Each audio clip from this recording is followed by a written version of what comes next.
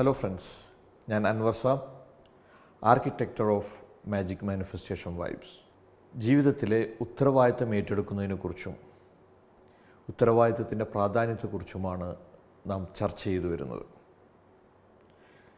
ജീവിതത്തിൽ ഉത്തരവാദിത്തം ഏറ്റെടുത്ത ഒരു വ്യക്തി എന്നുള്ള നിലയിൽ നിങ്ങളിലുണ്ടായിരിക്കേണ്ട ഏറ്റവും പ്രധാനപ്പെട്ട ഒരു കാര്യത്തെക്കുറിച്ചാണ് ഇന്ന് നാം ചർച്ച ചെയ്യുന്നത്. ലക്ഷ്യം നിങ്ങൾക്ക് ക്ലാരിറ്റി ഉള്ളതാണ് എങ്കിൽ നിങ്ങൾക്ക് ഇൻസ്പയർഡ് ആയിട്ടുള്ള ആക്ഷനുകൾ എടുക്കുവാൻ നിങ്ങളുടെ ഉള്ളിൽ നിന്ന് തന്നെ നിങ്ങളെ പ്രചോദിപ്പിച്ചുകൊണ്ടിരിക്കും. എന്താണ് ഇൻസ്പയർഡ് ആയിട്ടുള്ള ആക്ഷൻ?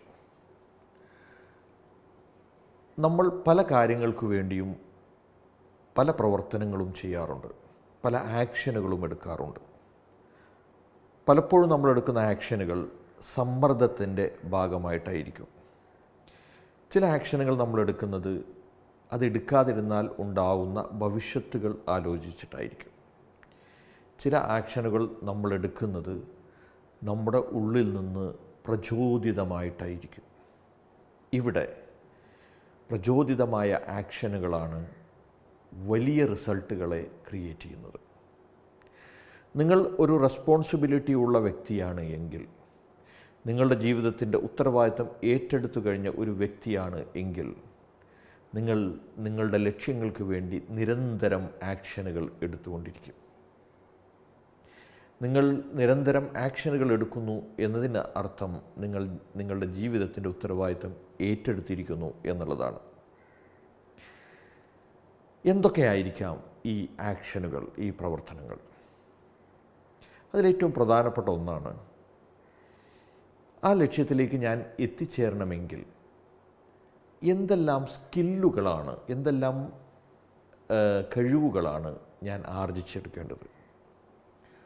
ഉദാഹരണമായി, നിങ്ങൾക്ക് ഒരു മാനേജർ പൊസിഷനിലേക്കുള്ള ഒരു അപ്ഗ്രഡേഷനാണ് നിങ്ങൾ ലക്ഷ്യം വെച്ചിട്ടുള്ളത് എങ്കിൽ, ആ പൊസിഷനിൽ നിങ്ങൾ ഇരിക്കാൻ ആവശ്യമായിട്ടുള്ള ഏറ്റവും മിനിമം യോഗ്യതകൾ നിങ്ങൾ മനസ്സിലാക്കിയിരിക്കണം.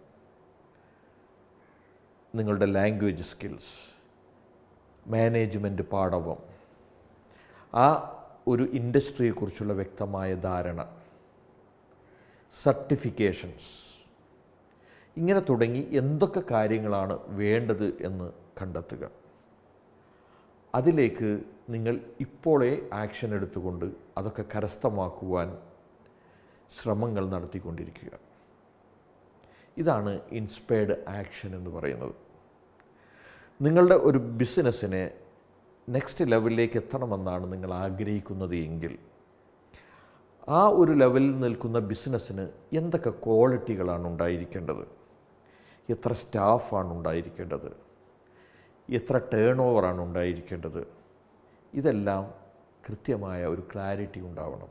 അതിലൂടെ എത്ര പ്രോഫിറ്റാണ് നിങ്ങൾ കരസ്ഥമാക്കാൻ പോകുന്നത്, ഇത്രയും പ്രോഫിറ്റ്, ഇത്രയും സ്റ്റാഫുകൾ, ഇത്രയും ടേൺ ഓവർ ഉണ്ടാവണമെങ്കിൽ എന്തൊക്കെ കാര്യങ്ങൾ നിങ്ങളുടെ ഓഫീസുമായി ബന്ധപ്പെട്ട്, നിങ്ങളുടെ ബിസിനസ്സുമായി ബന്ധപ്പെട്ട് വേണം, അതിനാരെയൊക്കെ കണ്ടെത്തണം, ആരാണ് നമുക്കിതിന് സഹായിക്കുവാനുള്ള ഗ്രൂപ്പ് ഏതാണ്, അതിനെ നമ്മൾ കണ്ടെത്തണം.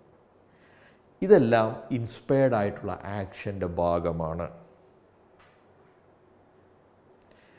നിരന്തരം നിങ്ങൾ ഗോളുകൾ വായിച്ചു കൊണ്ടിരിക്കുക, അതിനെ നിങ്ങൾ ഇമാജിൻ ചെയ്തുകൊണ്ടിരിക്കുക, അതിനെ സെലിബ്രേറ്റ് ചെയ്തുകൊണ്ടിരിക്കുക.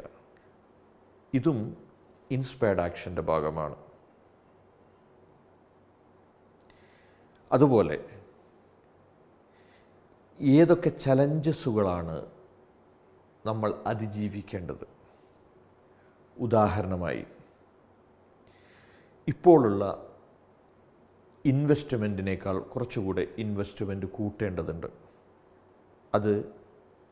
അത് കണ്ടെത്തുക എന്നുള്ളതും എത്രയെന്ന് കണക്കാക്കുക എന്നുള്ളതും ഇൻസ്പയർഡ് ആക്ഷൻ്റെ ഭാഗമാണ്. ഈ പ്രൊഡക്റ്റിന് മാർക്കറ്റിൽ വന്നുകൊണ്ടിരിക്കുന്ന മാറ്റങ്ങൾ, ഈ ഇൻഡസ്ട്രിയിൽ വന്നുകൊണ്ടിരിക്കുന്ന മാറ്റങ്ങൾ എന്തൊക്കെയാണ്, അത് കണ്ടെത്തുക എന്നതും ഇൻസ്പയർഡ് ആയിട്ടുള്ള ആക്ഷൻ്റെ ഭാഗമാണ്. എന്തൊക്കെ സിസ്റ്റംസാണ് നമുക്ക് ഇംപ്ലിമെൻ്റ് ചെയ്യേണ്ടത് ബിസിനസ്സിനെ ഡെവലപ്പ് ചെയ്യാൻ, അതിനെക്കുറിച്ച് പഠിക്കുകയും അത് ഇംപ്ലിമെൻ്റ് ചെയ്തുകൊണ്ടിരിക്കുകയും ചെയ്യുന്നത് ഇൻസ്പയർഡ് ആക്ഷനാണ്. അപ്പോൾ ഞാൻ പറഞ്ഞു വരുന്നത് എന്താണ് ഇൻസ്പയർഡ് ആക്ഷൻ?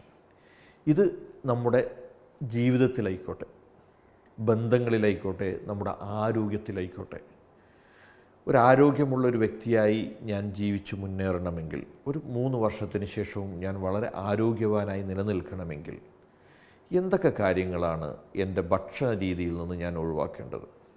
എന്തൊക്കെയാണ് ഞാൻ ഉൾപ്പെടുത്തേണ്ടത്? അതും ഇൻസ്പയർഡ് ആക്ഷൻ്റെ ഭാഗമാണ്. ഞാൻ പറയുന്നത് നിങ്ങൾക്ക് വ്യക്തമാവുന്നുണ്ടോ എന്ന് ഞാൻ വിചാരിക്കുന്നു. ബന്ധങ്ങളുടെ കാര്യമെടുത്ത് നോക്കിയാൽ ഏറ്റവും നല്ല സ്നേഹത്തിലും വളരെ ഡീപ്പായിട്ടുള്ള ആ ബന്ധം നിലനിൽക്കാൻ എന്തൊക്കെ ഇൻസ്പയർഡ് ആയിട്ടുള്ള ആക്ഷനുകളാണ് ഞാൻ എടുക്കേണ്ടത്? എങ്ങനെയാണ് എൻ്റെ സംസാര രീതിയിൽ എന്തൊക്കെ മാറ്റങ്ങൾ വേണം? എങ്ങനെ എനിക്ക് കെയർ ചെയ്യാൻ കഴിയും? എങ്ങനെ സപ്പോർട്ട് ചെയ്യാൻ കഴിയും? ഇങ്ങനെ എടുക്കുന്ന ഓരോ കാര്യങ്ങളും ഇൻസ്പയർഡ് ആക്ഷനാണ്. അപ്പോൾ ഞാൻ പറഞ്ഞു വരുന്നത്, ഒരു റെസ്പോൺസിബിലിറ്റി ഉള്ള ഒരു വ്യക്തിയെ സംബന്ധിച്ചിടത്തോളം, സ്വന്തം ജീവിതത്തിൽ റെസ്പോൺസിബിലിറ്റി ഏറ്റെടുത്ത ഒരു വ്യക്തിയെ സംബന്ധിച്ചിടത്തോളം അവൻ എപ്പോഴും ഇൻസ്പയർഡ് ആയിട്ടുള്ള ആക്ഷനുകൾ എടുത്തുകൊണ്ടേയിരിക്കും. തുടർച്ചയായി അതിനുവേണ്ടി അവൻ പ്രവർത്തനങ്ങൾ ചെയ്തുകൊണ്ടിരിക്കും, സംസാരിച്ചു കൊണ്ടിരിക്കും, ചിന്തിച്ചു കൊണ്ടിരിക്കും, ആക്ഷനുകൾ എടുത്തുകൊണ്ടിരിക്കും. ഈ ആക്ഷനുകൾ അവനെ റിസൾട്ടിലേക്ക് കൊണ്ടുപോകും. ഈ റിസൾട്ടുകൾ അവനെ ഗ്രോത്തിലേക്ക്, വളർച്ചയിലേക്ക് കൊണ്ടുപോകും. ഈ വളർച്ചയാണ് അവൻ്റെ ജീവിതത്തിൽ സമാധാനവും സന്തോഷവും സമൃദ്ധിയും എല്ലാം അവന് സമ്മാനിക്കുന്നത്. അപ്പോൾ ഏറ്റവും പ്രധാനമാണ് നിങ്ങളുടെ ജീവിതത്തിൽ റെസ്പോൺസിബിളായിരിക്കുക എന്നുള്ളത്. ആ റെസ്പോൺസിബിളായിട്ട് നിങ്ങളിരിക്കുമ്പോൾ, ഒന്ന്, നിങ്ങളുടെ സമയത്തെ കൃത്യമായി ഉപയോഗപ്പെടുത്തും. 2, നോ പറയുവാൻ നിങ്ങൾ പഠിക്കും. 3, ചെയ്യുന്ന കാര്യങ്ങളിൽ വളരെ വ്യക്തതയുണ്ടായിരിക്കും. 4, കൃത്യമായ ലക്ഷ്യങ്ങളോടുകൂടി പ്രവർത്തിക്കും, ലക്ഷ്യങ്ങൾ കൃത്യമായി നിർണ്ണയിക്കും. 5, ഇൻസ്പയർഡ് ആയിട്ടുള്ള ആക്ഷനുകൾ എടുത്തുകൊണ്ടിരിക്കും. ഈ കാര്യങ്ങൾ നിങ്ങൾ കൃത്യമായി പ്രാക്ടീസ് ചെയ്യുക. പ്രാക്ടീസ് ചെയ്തതിന് ശേഷം നിങ്ങൾക്കുണ്ടാവുന്ന റിസൾട്ടുകൾ ഈ വീഡിയോക്ക് താഴെ നിങ്ങൾ കമൻറ്റ് ചെയ്യുക. നിങ്ങളുടെ ഓരോ റിസൾട്ടുകളും മറ്റുള്ള ആളുകൾക്ക് പ്രചോദനമാവട്ടെ. നിങ്ങളോടൊപ്പം ഞാൻ Anwar Sam, architecture of magic manifestation vibes. Thank U.